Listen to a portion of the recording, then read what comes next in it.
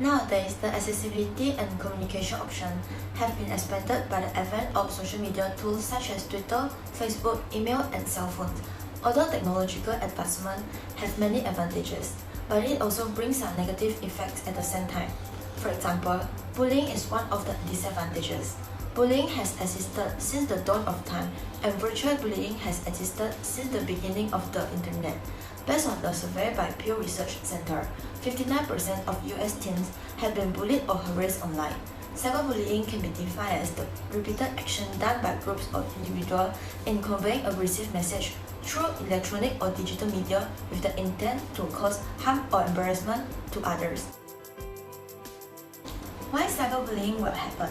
First of all, the increased amount of time that students spend on social media is the main cause that leads to cyberbullying. Besides, there are some reasons that cause a teenager becomes a cyberbully. First, lack of empathy is one of the reasons, as technology enables people to distance themselves from a situation even while they are in it. Thus, they cannot see the pain they cause and also cannot imagine the turmoil they put their victims through. In addition, poor emotional bond and low parental monitoring will also cause a teenager becomes a cyberbully. Other than that, a poor family operating will also cause a teenager to be a cyberbully.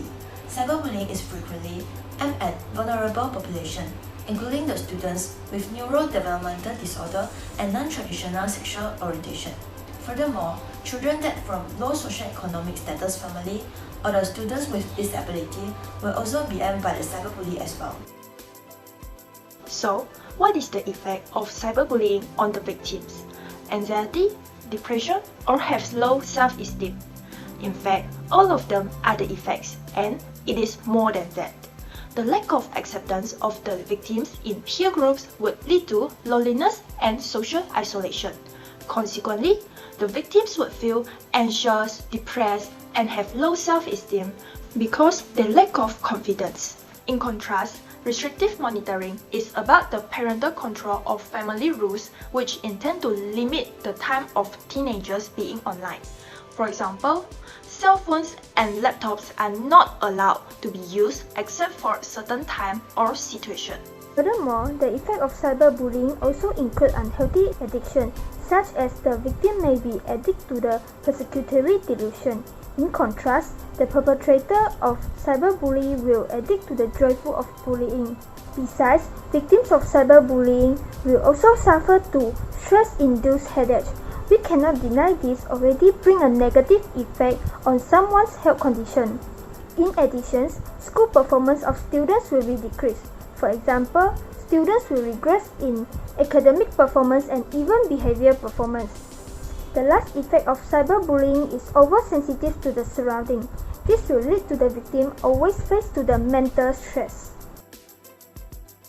In order for teenagers to attain and retain good health, while at the same time reach their potential for academic success, schools play a vital role in addressing the issue of cyberbullying. As mental health professionals, school psychologists and school counselors are responsible to conduct awareness campaigns. This campaign should define cyberbullying and explain how it works, share information on prevalence and impact on victims, and stress the need to take a stance against cyberbullying.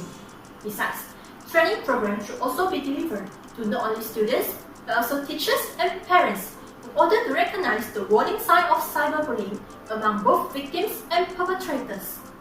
Other than that, school psychologists and counselors should also pay close attention to specific vulnerable groups which are at higher risk for cyberbullying.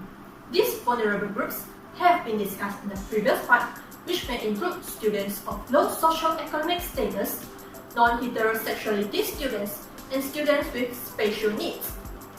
Psychotherapy technique can also be adopted as one of the intervention and prevention strategy for bullies, victims, and perpetrators. Apart from the role of psychologists and counselors, school personnel also responsible in developing a positive school climate to confront cyberbullying.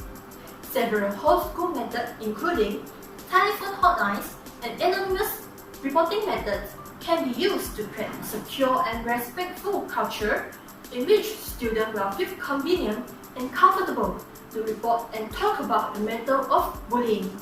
On the other hand, School administrators should install filtering and tracking programs into school computers in order to monitor students' online activities.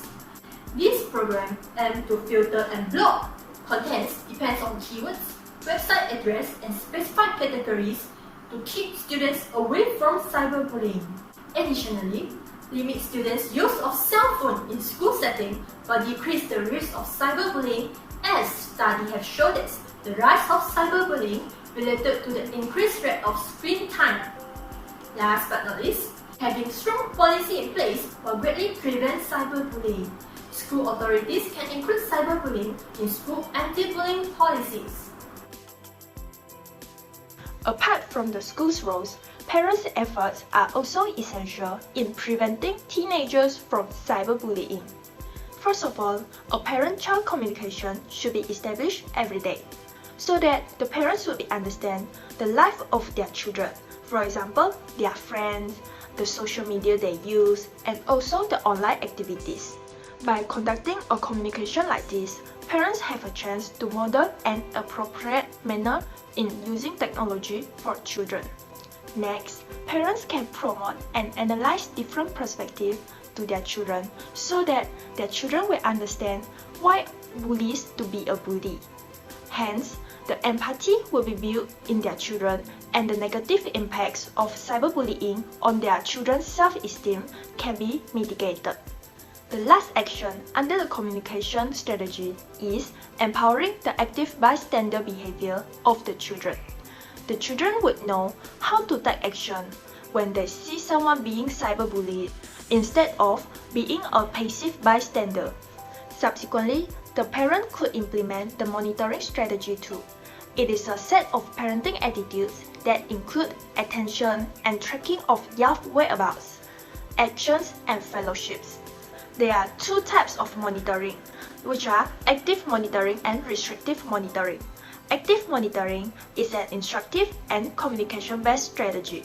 For instance, parents could talk to teens about the risk of online communication so that the teenagers would show more alert when they are surfing the internet. Apart from that, parental warmth, which is support and responsiveness that can make you feel accepted and approved, can prevent cyberbullying.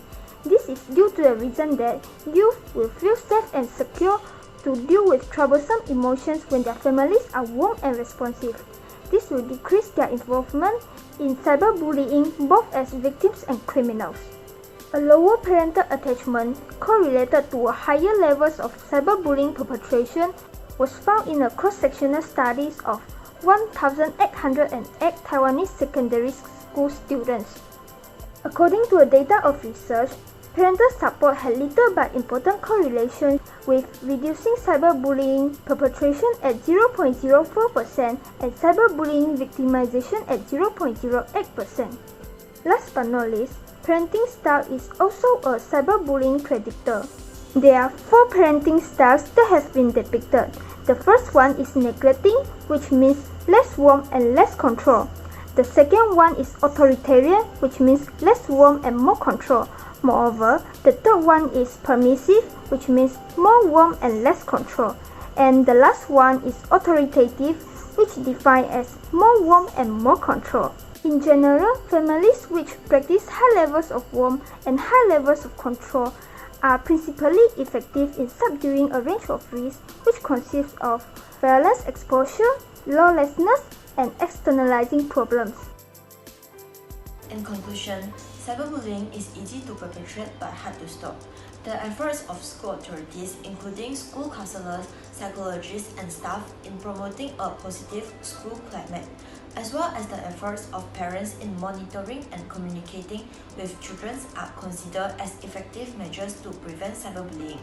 It is believed that with the encouragement and guidance of parents and schools, cyberbullying can be significantly reduced. If we don't take proper measures to mitigate, cyberbullying will have a long-term negative impact on the lives of both the bullies and the victims.